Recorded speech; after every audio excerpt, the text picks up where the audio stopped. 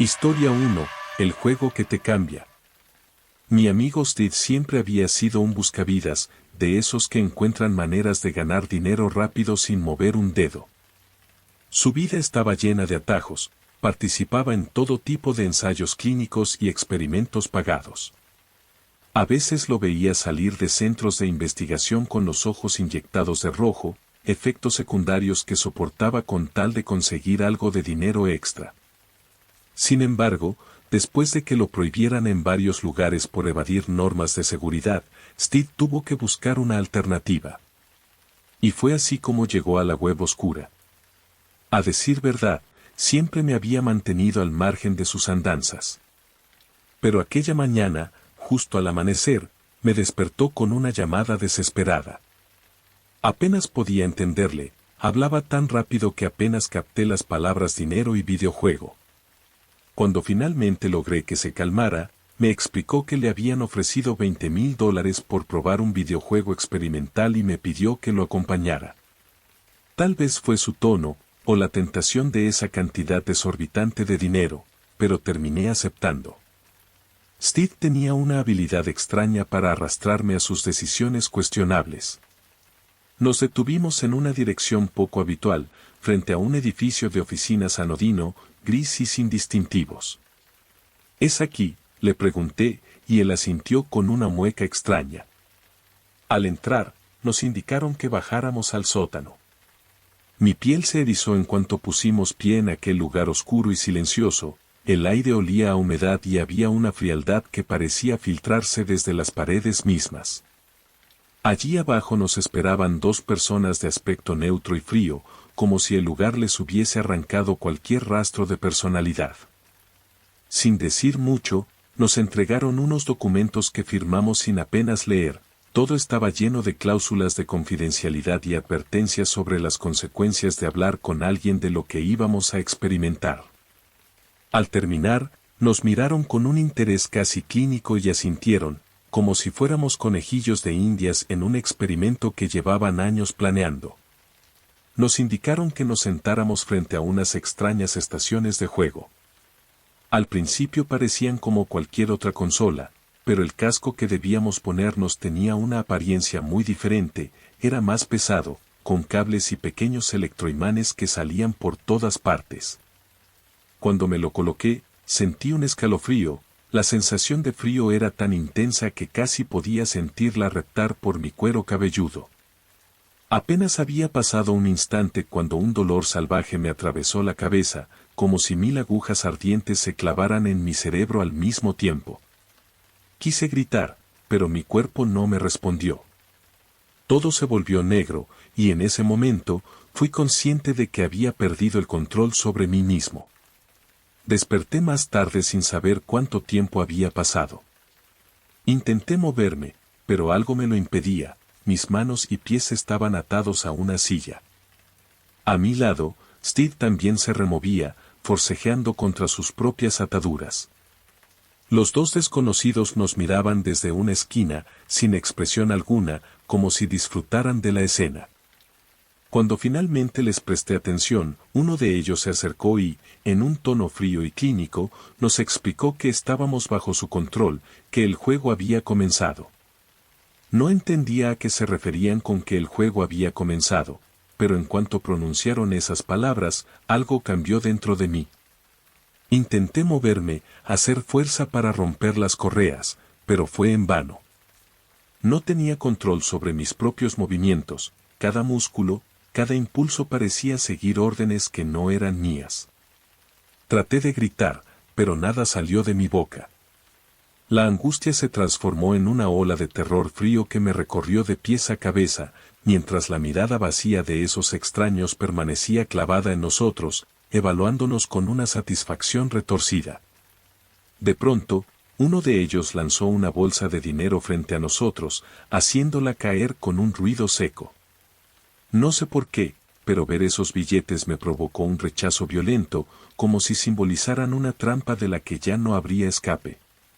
Me esforcé en apartar la vista, pero no podía controlar mis ojos.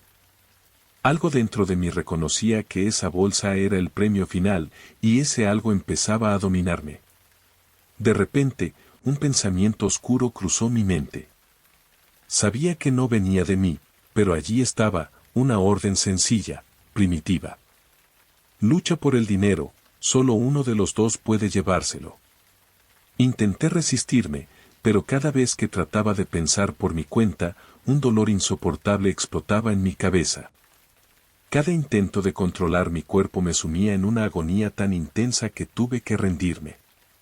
Algo me estaba forzando a obedecer.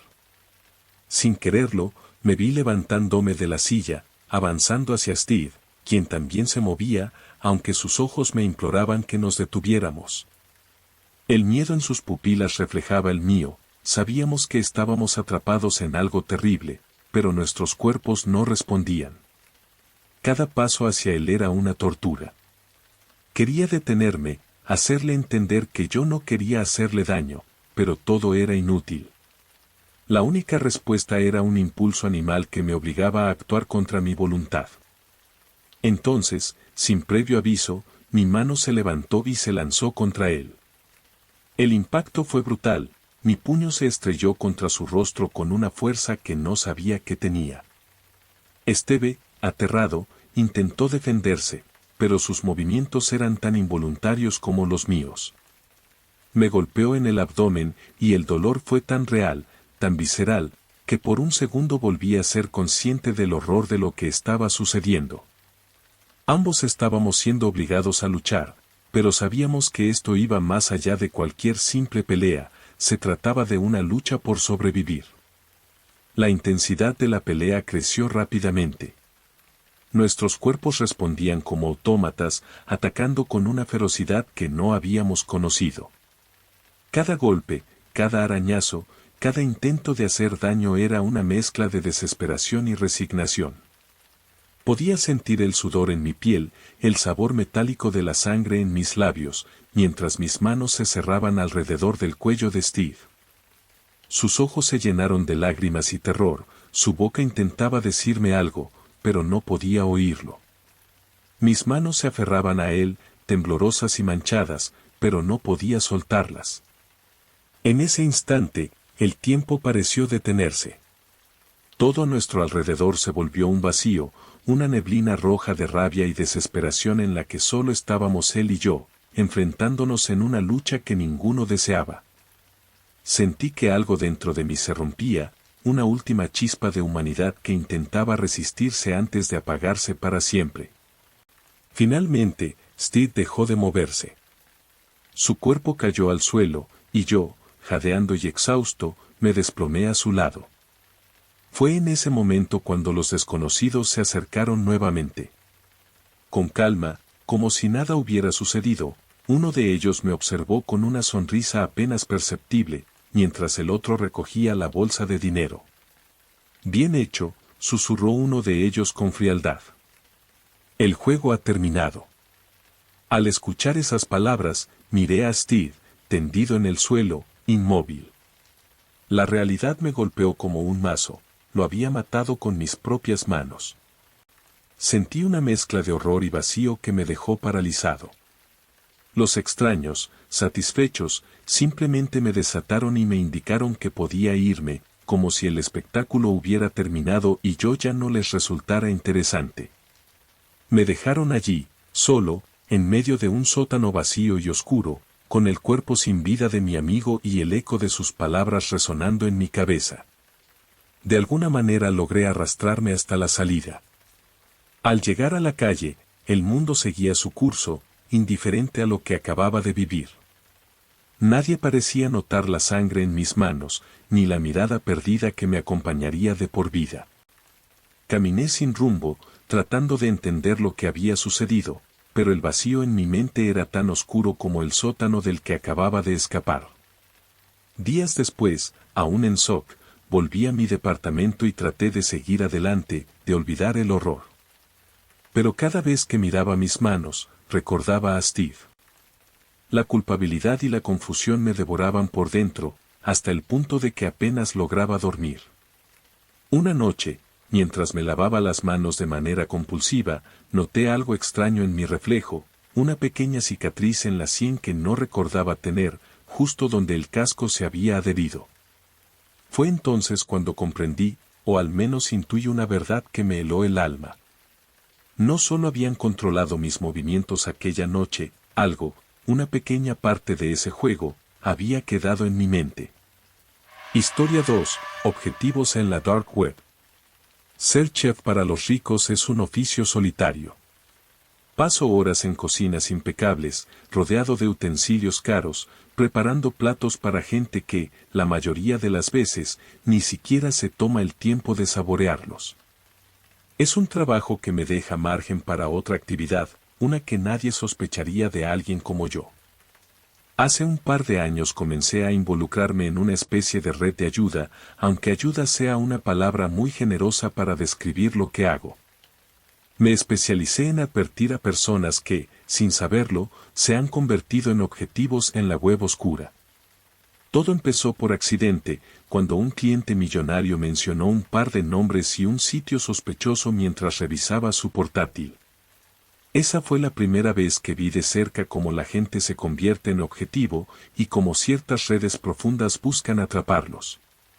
Desde entonces, alguien anónimo me envía nombres y direcciones, y yo, de forma discreta, les advierto sobre el peligro que corren. Cuando recibí la dirección de este nuevo cliente, pensé que sería como las veces anteriores. Un hombre adinerado, padre de familia, con una esposa joven y 2 hijos. No era inusual en el tipo de gente que suele aparecer en estos encargos. Me informaron de que el hombre estaba bajo amenaza, así que me preparé para el proceso habitual, investigar, recopilar pruebas y advertirle antes de que el peligro fuera inminente. Sin embargo, pronto me di cuenta de que esta vez sería distinto y que había algo mucho más oscuro acechando detrás de esa fachada familiar. Logré acceder a su red doméstica y, después de algunos intentos, pirateé su sistema. Sabía cómo hacerlo sin dejar rastro, era un procedimiento que había perfeccionado con los años. Lo que no esperaba encontrar era el tipo de archivos que su ordenador ocultaba, ni la cantidad de enlaces a páginas en la dark web que tenía guardados. Al principio pensé que solo sería otro millonario hastiado buscando emociones en lugares turbios, pero lo que vi me revolvió el estómago, archivos de video de su propia familia. Videos de su esposa y sus hijos en situaciones íntimas y privadas, grabaciones que él mismo había hecho y que aparentemente vendía a compradores anónimos. Había visto cosas perturbadoras en la red profunda, pero aquello era distinto. Este hombre no solo observaba, no solo navegaba, había convertido a su familia en una mercancía. Sentí un impulso casi animal de detener esta crueldad inhumana, de denunciarlo, pero sabía que actuar impulsivamente no me llevaría a nada. Respiré hondo, intentando contener el asco, y continué investigando, recopilando la información necesaria para confrontarlo en el momento adecuado. Pocos días después, mientras seguía recolectando pruebas, descubrí algo que me hizo replantearme todo el plan. Había logrado acceder a una serie de correos electrónicos de su esposa y, tras descifrarlos, encontré una revelación inesperada. La mujer estaba completamente al tanto de las actividades de su esposo, de los videos y las transacciones en la web oscura.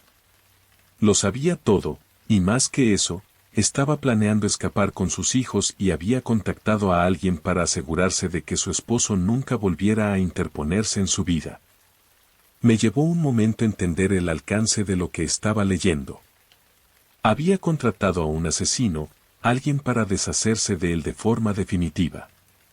Este descubrimiento me dejó atónito, nunca antes me había enfrentado a una situación tan enredada. No solo había descubierto a un hombre vendiendo la privacidad de su familia, sino también a una mujer planeando su asesinato. Ambos jugaban en un nivel que superaba cualquier expectativa, y ambos estaban utilizando sus recursos para salir beneficiados, sin importar el daño que dejaran a su paso. Mientras repasaba los mensajes de la esposa, comprendí la desesperación que debió haber sentido, el miedo y la repulsión hacia ese hombre. Pensé en los niños, en lo que significaría para ellos perder a uno de sus padres, sin importar qué tan vil fuera. Dudé. Nunca había permitido que un crimen se consumara, mi trabajo consistía en advertir, en detener la violencia antes de que ocurriera. Pero esta vez, algo dentro de mí se resistía. Tal vez porque sentía que, de alguna manera, ambos se merecían lo que estaba por ocurrir, que ninguno de ellos era realmente inocente. Por primera vez en años, tomé una decisión diferente, esta vez no intervendría. La decisión de no intervenir me dejó una sensación extraña. Nunca antes había ignorado una amenaza de ese tipo, pero mientras más pensaba en lo que había descubierto, más seguro me sentía de que este hombre, este padre de familia, no merecía mi ayuda. Era como si cada una de sus acciones se hubiera convertido en un acto de violencia silenciosa hacia su esposa y sus hijos, y detener el ataque de su esposa significaría exponerlos a su crueldad indefinidamente. Los mensajes y los videos que había encontrado eran prueba suficiente de su perversidad, aunque sabía que la ley no lo vería de la misma manera. No había pruebas físicas que vincularan a los videos con él, ni nadie en su vida dispuesto a denunciarlo. Al día siguiente, me desperté con un sentimiento de calma tensa, como si el peso de la decisión que había tomado aún estuviera acomodándose en mi mente. Mis pensamientos vagaban mientras me preparaba para comenzar mi rutina, pero algo en mí se mantuvo atento, nervioso. Me conecté una vez más a la red de mi cliente, sin saber qué esperar. Los movimientos en su cuenta bancaria mostraban que acababa de hacer una transferencia sustancial, una cantidad sospechosamente alta. Supe entonces que el asesino había cobrado, que su esposa había dado el último paso. Sentí una descarga de adrenalina, aunque me repetía que no era mi problema, que mi única función era advertir y que esta vez me había apartado por una razón. Horas después, los medios locales anunciaron la noticia. Encontraron a mi cliente muerto en su residencia. No habían dado muchos detalles, decían que las circunstancias eran sospechosas y que la policía investigaba todas las posibles teorías. Con esa precisión y frialdad tan características de los ricos, su esposa había asegurado una coartada y mantenido la compostura durante el interrogatorio inicial. Sin embargo, todo se desplomó rápidamente, alguien, posiblemente una fuente que buscaba venganza o simplemente ganar algo de dinero fácil, había filtrado a la policía la serie de correos y las transacciones bancarias de la mujer. La sospecha se volvió certeza en cuestión de horas, y al día siguiente leí que la esposa había sido arrestada bajo la sospecha de haber ordenado el asesinato de su esposo. En un primer momento, me sentí aliviado. Había esperado que los niños quedaran libres de sus padres y comenzaran de nuevo, lejos de esa familia podrida. Pero entonces supe que el destino había sido aún más cruel de lo que había anticipado. Los niños no se fueron con familiares ni amigos, como ingenuamente había imaginado, fueron llevados a un refugio temporal. La imagen de aquellos pequeños, confundidos y solos, sin entender la magnitud de los secretos que habían definido su hogar, me atormentó de inmediato. Esa inocencia destrozada me hizo sentir una mezcla amarga de culpa y arrepentimiento. Al principio traté de racionalizarlo, sabía que, aunque hubiera intentado intervenir, probablemente la situación habría terminado igual, con la esposa descubierta o el hombre muerto. Pero mientras los días pasaban, esos argumentos se desmoronaban. No había hecho nada para ayudarlos, a ninguno de ellos. Había dejado que el horror avanzara, que esos niños fueran arrojados a una vida de incertidumbre. Y aunque intentaba convencerme de que no había tenido otra opción, las dudas se colaron en cada rincón de mis pensamientos, en cada momento en que trataba de olvidar la escena. Fue entonces cuando las noches se volvieron insomnes. En sueños, veía el rostro de la esposa, con sus ojos abiertos y fríos, como si me acusara desde la oscuridad. Su mirada aparecía justo cuando creía haber escapado de ella, me seguía desde cada sombra, cada reflejo en la ventana. Su expresión no era la de una víctima, ni siquiera la de alguien arrepentido, era la mirada de alguien que sabía que yo había podido cambiar el curso de los hechos y había elegido no hacerlo. La culpa tomó forma en esas visiones, llenas de ojos muertos y silencios acusadores. Días después, aún con la mente cargada por los recuerdos y la tensión, intenté retomar mi trabajo, continuar con la vida que había llevado antes de este encargo. Sin embargo, nada era igual. La satisfacción que solía sentir al ayudar a las personas se había evaporado, todo parecía vacío y sin sentido. La culpa había echado raíces en mi interior y empezaba a asfixiarme. Sabía que nunca podría olvidar esta historia, ni ignorar el papel que había jugado en ella. Mi trabajo, que alguna vez consideré una forma de redención, se había convertido en una carga insoportable. Esa noche, mientras revisaba algunos documentos antiguos, encontré un archivo olvidado, uno de esos primeros casos en los que había intervenido. Era una familia normal, gente decente que había estado al borde de ser destruida por un depredador desconocido. En ese momento, recordé la razón por la que había empezado todo esto, para evitar que otros cayeran en las sombras de la web oscura. Pero ahora era parte de esas sombras, cómplice de una violencia que no había intentado detener. Me di cuenta, en ese instante, de que esta historia, con todos sus secretos y horrores, me acompañaría hasta el final de mis días.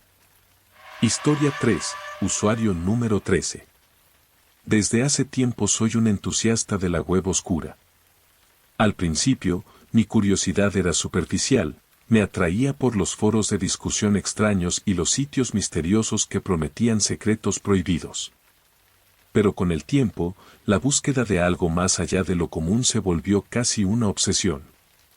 Mientras más exploraba, más me sumergía en los rincones ocultos de la red, donde la información tenía un precio y los usuarios mantenían identidades tan crípticas como perturbadoras. Una noche, mientras revisaba una lista de foros nuevos en un sitio que apenas se mantenía activo, encontré uno que captó mi atención de inmediato. Se llamaba simplemente Las Verdades, y la descripción era vaga, un mensaje enigmático que invitaba a los usuarios a explorar la verdadera naturaleza de la existencia. Entré sin pensarlo demasiado, intrigado por las implicaciones de aquella frase. Una vez dentro, encontré un hilo de publicaciones que parecían estar organizadas meticulosamente. Los temas, aunque variados, compartían una característica inquietante: cada mensaje era una especie de manifiesto, escritos en un lenguaje frío y calculado sobre lo que sus autores llamaban experimentos especiales para descubrir verdades de la vida. Al principio pensé que era una de esas comunidades extrañas que discuten teorías de conspiración o experimentos pseudocientíficos. Sin embargo, una cosa en particular me perturbó. En la lista de miembros, uno de los apodos destacaba sobre los demás: usuario número 13. Cada usuario parecía tener un número asignado en el foro, pero el número 13 no era solo otro miembro. Cada mensaje suyo era una declaración enigmática, una mezcla de frases crípticas y referencias a un control total que no lograba entender. Algo en sus palabras me resultaba profundamente inquietante, como si estuviera insinuando algo más allá de mi comprensión. Decidí investigar un poco más, monitoreando sus publicaciones y tratando de comprender sus intenciones. Me di cuenta de que cada mensaje que dejaba estaba lleno de referencias ocultas, códigos que parecían personales y que transmitían una especie de invitación a quienes lograran entenderlos. Era como si estuviera esperando que alguien lo siguiera en sus ideas, alguien lo suficientemente curioso o desesperado como para encontrar sentido en su lenguaje. Sin darme cuenta, me convertí en uno de esos observadores. Conforme pasaban los días, mis visitas al foro se volvieron cada vez más frecuentes, y mi atención se centraba exclusivamente en el usuario número 13. Mi interés en otros temas quedó de lado, y casi sin querer, comencé a revisar sus publicaciones a cada hora, buscando pistas, patrones, algo que me explicara su extraña filosofía sobre el control y las verdades de la existencia. Me convencí de que, de alguna manera, estaba dejando un rastro intencionado, como si quisiera atraerme a un punto en particular. Pasaron semanas así. Una noche, mientras revisaba una de sus publicaciones más recientes, noté que algo extraño ocurría en mi computadora. En la esquina de mi pantalla, parpadeaba una pequeña ventana de chat que no había abierto. Al principio, pensé que era un error, tal vez una falla en la conexión. Sin embargo, cuando intenté cerrar la ventana, apareció un mensaje en el foro, firmado por el usuario número 13, que parecía dirigido a mí. El mensaje era sencillo, pero inquietante: ahora sé quién eres. Me congelé al leer esas palabras. El mensaje parecía escrito en tiempo real, como si el usuario supiera que yo estaba allí, leyendo cada uno de sus movimientos. Decidí tomar precauciones, desactivé mi cuenta del foro y bloqueé toda comunicación desde esa página, pero no fue suficiente. Al día siguiente, cuando encendí mi computadora, apareció una notificación extraña que nunca había visto. Era un mensaje de bienvenida del usuario número 13. A pesar de mis intentos de bloquearlo, seguía regresando, enviando nuevos mensajes con frases aún más crípticas, cada una aludiendo a una conexión que parecía inquebrantable. Revisé mi red, traté de identificar si alguien había logrado hackear mi sistema, y fue entonces cuando noté algo perturbador. Cada vez que el usuario enviaba un mensaje, la transmisión provenía de mi propia red. La paranoia empezó a hacer mella en mí. No solo me sentía observado, ahora sentía que mi propia casa se había convertido en una extensión de esa red oscura y enfermiza. Cada rincón, cada dispositivo parecía ser un posible conducto de contacto para el usuario número 13. Mi computadora, el teléfono, incluso el reloj inteligente que usaba ocasionalmente parecían ser puertas por las que él podía alcanzarme.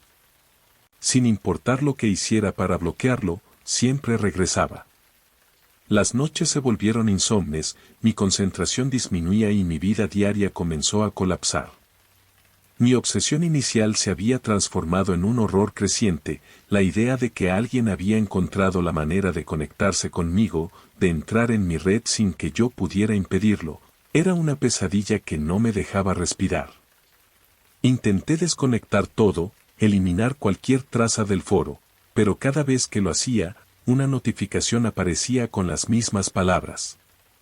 La paranoia me invadía completamente. Intenté tomar medidas más drásticas, desinstalé programas, cambié contraseñas y hasta configuré una nueva red en un intento desesperado de aislarme de cualquier conexión con el usuario número 13. Pero mi esfuerzo fue inútil. Sin importar cuánto intentara cortar los lazos, cada noche mi computadora se encendía sola, iluminando la oscuridad de mi cuarto con un resplandor frío. Y siempre aparecía un mensaje, uno tras otro, cargados de frases inquietantes, como es inevitable o todo está bajo control. Una madrugada, después de varios días sin dormir bien, desperté de un sueño intranquilo al ver el brillo de la pantalla iluminando mi habitación nuevamente. Esta vez, el mensaje era diferente. No eran las frases crípticas de siempre, sino una sola línea, clara y aterradora: es hora de unirse. Mi cuerpo se tensó al leer esas palabras, un frío antinatural recorrió mi columna. No sabía qué significaba exactamente unirse, pero la ansiedad creció al punto de que cada segundo que pasaba frente a la pantalla se volvía insoportable. La barra de chat seguía abierta, como si esperara alguna respuesta de mi parte, pero yo no podía moverme. De repente, mi cursor se movió solo, y en el cuadro de texto apareció un nuevo mensaje escrito desde mi propia cuenta: estoy listo. Quise gritar, pero ningún sonido salió de mi garganta. Mis manos temblaban al intentar tomar el control del teclado, pero cada intento era inútil. Todo en la computadora parecía estar bajo un control externo, un poder invisible que usaba mi cuenta, mi dispositivo, mi identidad para responder en mi nombre. Por un instante, pensé en desconectar el cable de corriente, pero algo en mí me decía que eso no lo detendría, que lo único que lograría sería hacerlo enfurecer. Entonces, el mensaje final apareció en la pantalla, y esta vez no había ninguna duda de lo que significaba: el nombre de usuario 13 es tuyo. Era como si aquellas palabras cobraran vida en mi mente, como si cada letra se grabara con un fuego helado en lo más profundo de mi conciencia. En ese momento, comprendí que el usuario número 13 no era una persona, sino un rol, una identidad que se trasladaba de usuario en usuario, como una cadena macabra que nunca se rompía. Y ahora, había sido asignada a mí. Los días siguientes fueron un borrón de ansiedad y desconexión. Mi sentido de la realidad empezó a disolverse, y cada vez que trataba de recuperar el control, sentía que alguien, algo, me observaba, esperando. Las noches se volvieron aún más insoportables, me despertaba de golpe, jadeando, con el sonido de notificaciones resonando en mi cabeza, aunque mi computadora estuviera apagada. Una sensación de urgencia me invadía constantemente, un impulso oscuro que me empujaba a encender el dispositivo y revisar la cuenta. Ahora yo era el usuario número 13. Con el tiempo, los mensajes comenzaron a llegar de otros usuarios, como si ellos también fueran parte de este juego siniestro. Me escribían, buscaban respuestas, esperando encontrar las mismas verdades que yo había anhelado en un principio. Al principio, intenté ignorarlos, convencido de que si no respondía podría escapar de esta maldición. Sin embargo, pronto comprendí que no había opción. Cada vez que ignoraba un mensaje, el dolor de cabeza se intensificaba, un latido sordo que se hacía insoportable, como si algo se estuviera revelando en mi mente. Una madrugada, sin saber cómo, me encontré frente a la pantalla, escribiendo respuestas automáticas, casi robóticas, llenas de frases crípticas que ni siquiera yo entendía. Mis manos se movían solas, tecleando palabras que no salían de mi mente consciente. Cada vez que intentaba detenerme, una presión aterradora se apoderaba de mi cabeza y mis dedos volvían al teclado sin que pudiera evitarlo. Me di cuenta de que yo también me había convertido en uno de esos emisarios de verdades incomprensibles, atrapado en un ciclo interminable de mensajes y códigos que nunca había querido entender. La noche final llegó sin aviso. Me encontraba escribiendo una respuesta a un usuario nuevo cuando, de repente, la pantalla se puso en negro. Por un segundo, pensé que el dispositivo al fin había fallado. Pero el alivio duró poco. La pantalla se encendió de nuevo, y apareció una ventana de chat. Era un mensaje directo del sistema, un simple texto: es hora de desconectarse. Sin comprender del todo, me levanté y miré alrededor. La habitación parecía extrañamente oscura, como si algo estuviera absorbiendo la luz. Sin pensarlo, caminé hacia la puerta de mi apartamento, impulsado por una fuerza inexplicable, una fuerza que ya no podía resistir. Mis pensamientos eran un caos, una mezcla de ansiedad y resignación mientras abría la puerta y salía al pasillo, sintiendo que con cada paso me alejaba más de mi propia vida, de mi identidad. En la penumbra del pasillo, el sonido de una notificación vibró en mi bolsillo. Tomé el teléfono con manos temblorosas y miré la pantalla, donde un mensaje esperaba. Era una llamada sin número visible. Al descolgar, una voz fría y calculadora me susurró al oído, con una claridad que me heló hasta los huesos. La pregunta era directa, casi familiar, pero cargada de una amenaza que superaba cualquier horror que hubiera experimentado. ¿Ahora sabes quién eres? La línea se cortó, y en ese momento lo comprendí. Gracias por ver el video hasta el final. Dale me gusta a este video y suscríbete a mi canal.